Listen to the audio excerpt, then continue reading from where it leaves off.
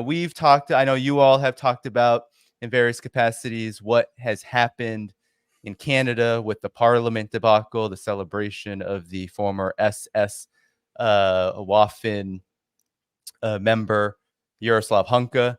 And now I want to just pull it up really quickly. There was an apologia written about this in Politico. And this was from a gentleman who works for Chatham House, Kyer Giles. He's actually the chair of, I believe, their so-called strategy section in the US and UK funded think tank. But essentially, I just want to read off a quote inside of this article, and let me just read it here. It says, "This history is complicated because fighting against the USSR at the time didn't necessarily make you an NAZI, just someone who had an excruciating choice over which of these two terror regimes to resist.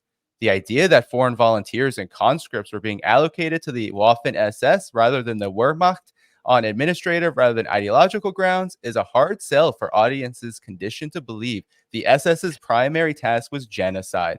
And simple narratives like, quote, everybody in the SS was guilty of war crimes, end quote, are more persuasive than because they're much simpler to grasp." So could you all just help the audience out here? What is this true? Because this feels just more like apologetics for out and out Nazism.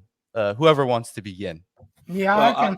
go ahead, RJ. Oh no, Colin, go. You go right ahead, man. Well, I'm going to be brief, and because he's posing a question.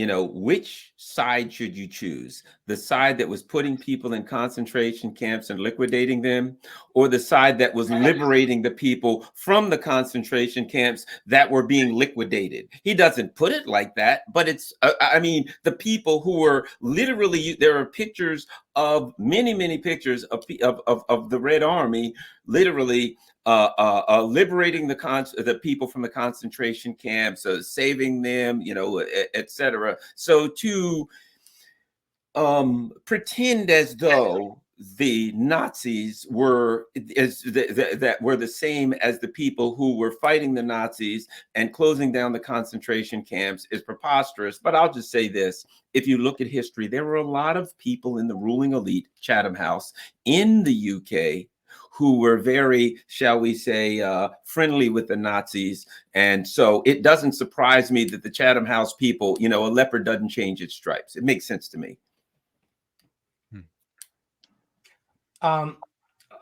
This is the case of Gunko, which is, that's how he sounds in Ukrainian, Yaroslav Hunka, and this whole SS debacle.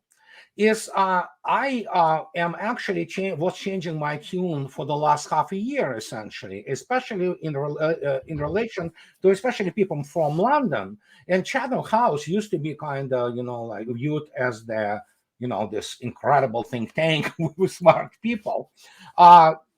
Today it's not ad hominem. I don't want to be misperceived like ad hominem. It's not personal qualities, albeit Garland already stated many of them are latent Nazis, and they just hate Russian guts. The more Russian people are killed, the better for them. But the problem is, again, together with the so-called Intel community and the fact of this Chatham House, whose IQ and abilities have been falling precipitously. Basically, when you look today at the modern English elite, it is degenerate in many respects, enough to take a look at Liz Truss or Boris Johnson or whoever you want to. Ben Wallace, the Minister of Defense, the guy is ignorant. He wouldn't be allowed to command squad in Russian army because 44 weeks in Sandhurst, you cannot get ready, housekeeper in this time, let alone cadre officer. And the problem, of course, is that Chatham House is hidden, it is sublimate complex of inferiority because nowadays Great Britain is an industrial and economic and military pipsqueak. So they sublimate their hatred and, through just basically whatever goes against Russia and whatever makes Russians, feel some kind of pain, good, so, and you can quote me on that. The fact, apart from the fact that most of them are ignoramuses anyway. So there you go.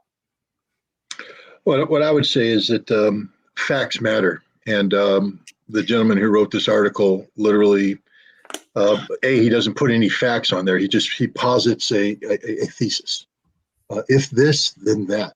But we're not talking about if this. We know exactly what happened.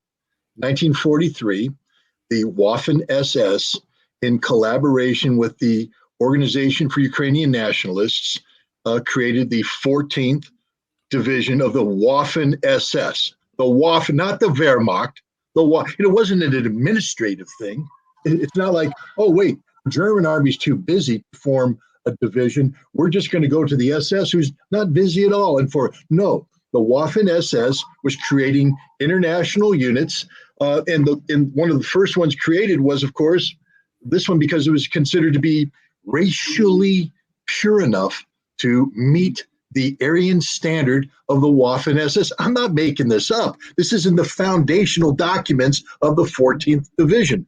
As the 14th Division was seeking to recruit people, the Bandera organization was going around saying, hey, join this division. Help us, and this is literal fact, help us liquidate the Jews, the Poles, the Magyars.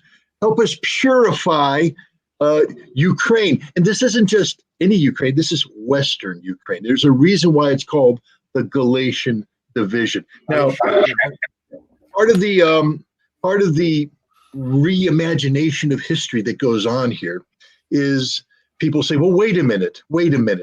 There was the Holodomor in the 1930s. And these people learned to hate Russia, and therefore they jumped at any opportunity to go and fight the Russians because the Russians committed horrific crimes against them, except not in Galatia. You see, in the 1930s, Galatia was part of Poland, and not a single Western Ukrainian who lived in Galatia at that time suffered from the Holodomor or the famine or anything. So this is, again, another manufactured history. The Western Ukrainians that were in Galatia at the time were working hand in glove with fascists in Germany and Italy and elsewhere, building up a Banderist movement that was modeled on that. And then after 1939, collaborated closely with the Nazis in preparation for the occupation of Western Ukraine that was taken over by the Russians when they came in 1939. They formed units specifically to go into cities like Lvov and carry out the slaughter of the Jews. What they did in Babi Yar, the slaughter of the Jews. This is what these Banderists from Galatia did, and these were the very same people recruited to join the 14th Division of the Waffen SS, the Galatian Division. These were people, many of whom already had a background in murder and slaughter, people who had been in SS police units or in Ukrainian auxiliaries attached to the Einsatzgruppen who were going around slaughtering people. These weren't innocents. Yeah. These weren't people who went, oh my God, I have to fight. These were Nazi-loving Western Ukrainians who joined this division, again, motivated by the idea that they were going to be able to kill Jews, kill Poles, kill Magyars. They had to take an oath. Now, again, I take oaths seriously. They take an oath to the Waffen SS. The only thing that differentiated them from other Waffen SS units is they were to bring in their Western Ukrainian Greek Catholic priests. And so they had Greek Catholic priests assigned to this unit so that he could bless them before they went out and committed rape, murder, and mayhem. But these were not good people. If you joined this unit, not to fight Stalin, but to murder Jews, Magyars, and Poles. It just so happened that the first task they were given was to fight Stalin in Brody in 1944. And the good news is the Red Army slaughtered these bastards, ran them to the ground, bayoneted them, overran them with tank treads, ground them up, whatever it takes to kill a Nazi. They did a good job. Now, around 3,000 of the divisions survived. And what did they do? They fled and rejoined the Bandera group. The survivors who weren't in the Battle of Brody were brought together. They did another mass recruitment, this time again, bringing back specifically people from SS units, etc., reformed the division, then sent them off to Slovenia and Slovakia, where they could kill civilians because that's all they were good at. The one chance they had to fight the Red Army, they lost badly. And so I don't want to hear anything from these people who revise history. If you served in the 14th Division, Malaysian Division of the Waffen SS, you were a murderer. You were a thug. You deserved to be shot, hung by the neck until dead. The last thing you deserve is a standing ovation in the Canadian Parliament, unless, of course, we acknowledge that the Canadian Parliament is nothing more than a band of apologists for Nazis, which, of course, they are. There is also, do not forget, these were the same people who killed 100,000 Poles in Volhynia. These were the people who slaughtered a number of the villages in Belarus. And of course, one of the greatest war movies by Elem Klimov, it was his final work in 1985. He created the Come and See. And this is for the first time in the Soviet Union when there was openly stated that actually SS people and punitive battalions of Germans were stunned by the cruelty and atrocity what they did. They put together those 500 people, children, women, old men, and burned them alive. And the movie called Come and See, it was shown on Cannes Festival. They had the emergency medical teams there on site because some people were basically fainting. Albeit, I have to tell you, there is literally, very relatively not much gore in this movie. There are movies which are much more gore, but it was so shocking. And these are the people, for example, which people from Chatham House who lost any kind of honor, decency, understanding of the right and wrong, and of course, who intellectually are midgets basically today. They are laughing stock among serious analysts in Russia. So they produce this garbage. And of course, Politico and all this, people in the United States support this gladly because it is all about killing Russians now. However, give Poland credit where the credit is due. For the first time, Russia and Poland speak in the same voice when speaks about the Nazi and their crimes which they perpetrated, including in Poland, slaughtering Poles in millions. There's another movie out there too called Volyn. It's a Polish movie about the massacres. It's told from the perspective of a Polish lady and her family and what happened, and it should be watched also to see the horrors. And just to bring it back, it's and Come and See. Yeah, they burn. Let me give you an idea of who the Western Ukrainians are, because there's this notion that it's just the men that are bad.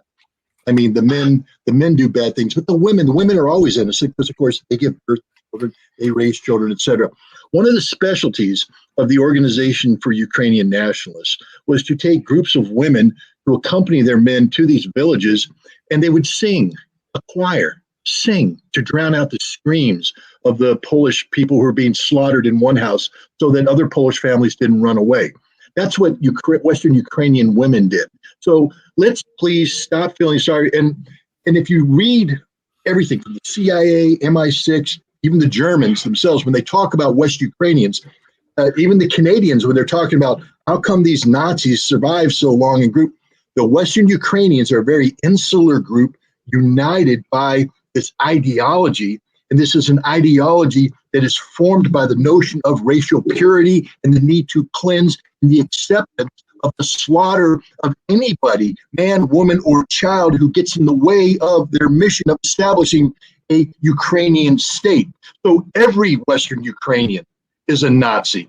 Every woman, every man. They have a camp right down here in Ellenville, New York, that runs a couple groups of Ukrainian teenagers through there every summer. This summer, they had two groups. They form up at graduation. They wear their brown Waffen Nazi SS stormtrooper uniforms.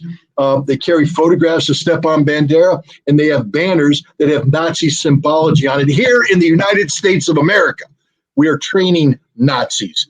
And these are women, these are men, these are boys, these are girls who grow up. Chrystia Freeland went through a similar indoctrination. She's the Deputy Prime Minister of Canada. She is a Nazi to the core. You scratch her, she bleeds West Ukrainian Nazi blood. They all do. So I think we have to be pretty strict about what's going on here. This isn't an accident. This isn't a simple reinterpretation of history. This is, we have Nazis among us here in America, in Canada, in the United Kingdom. They are everywhere, and they have risen to positions where they can influence policy, and they're feeding off of the Russophobia that exists throughout the world in the United States, United Kingdom, and Canada. All you have to do, as this article did, it's a good thing to fight the Russians. It's a good thing to fight the Soviets. Therefore, anybody who does it can't be bad. It was just an administrative error. Please forgive. And you know who I get angry at the most? Organized Jewish groups. You know, I've been to Israel many times. I went to Yad Vashem. I've seen the museum in Israel every year. Holocaust Remembrance Day, sirens sound. You stop, get out of your car, moment of silence, etc. Never again supposed to mean something.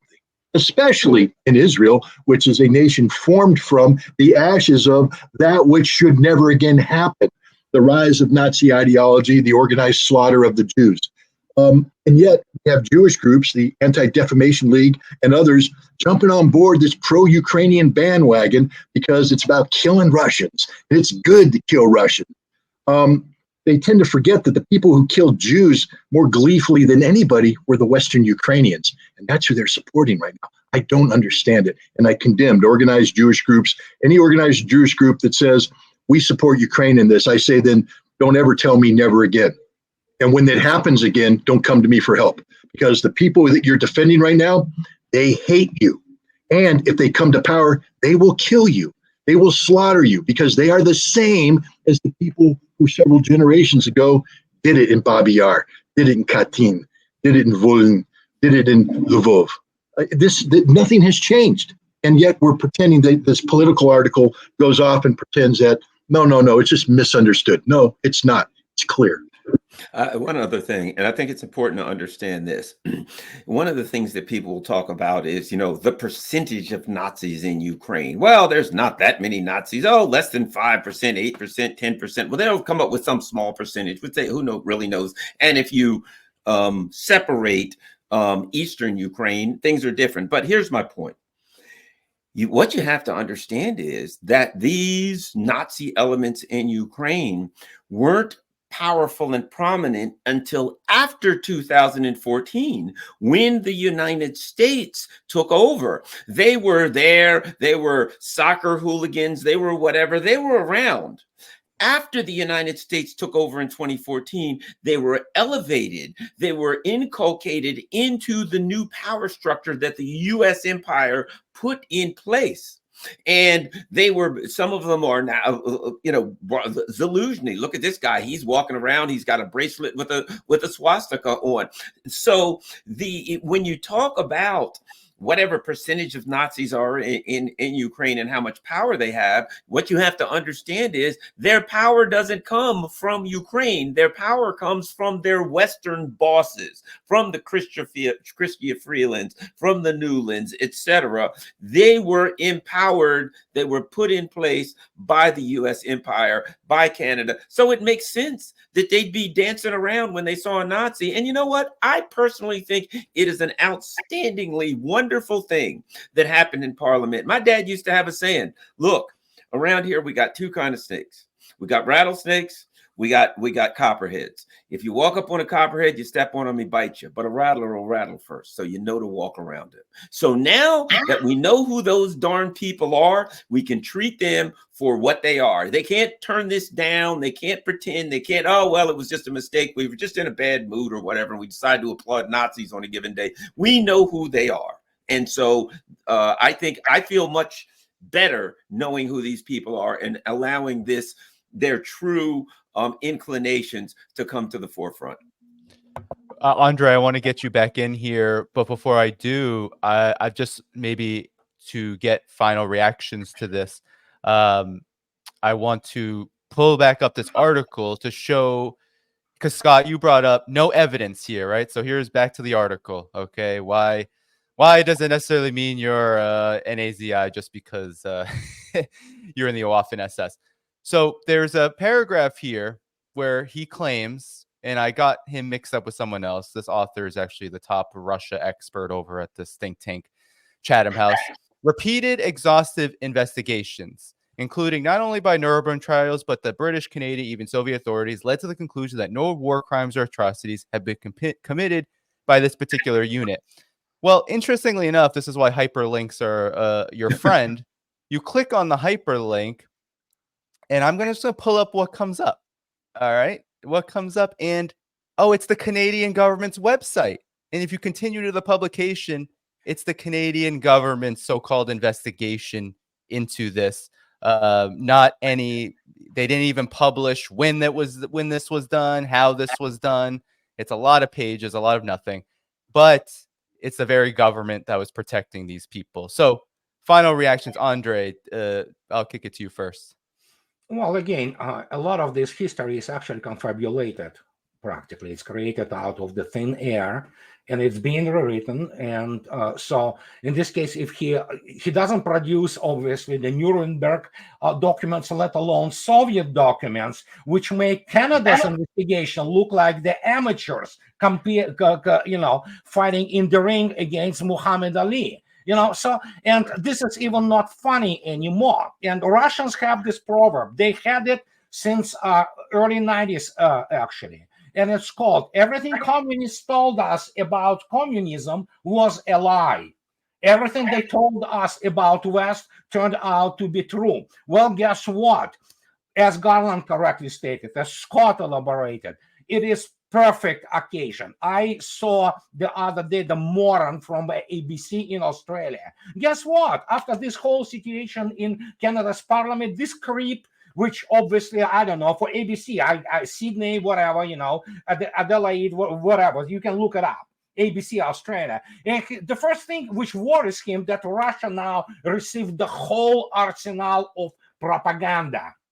So he's not worried that actually it is all about now killing, raping, torturing Russians. He doesn't care about it. He only cares, as the pretty much most in the corporate Western media, about what impact and what leverage Russia received after this creeps in the Canadian Parliament led for the really short while let their guard down. And I agree with Garland. Perfect. Now everybody saw everything they needed to see.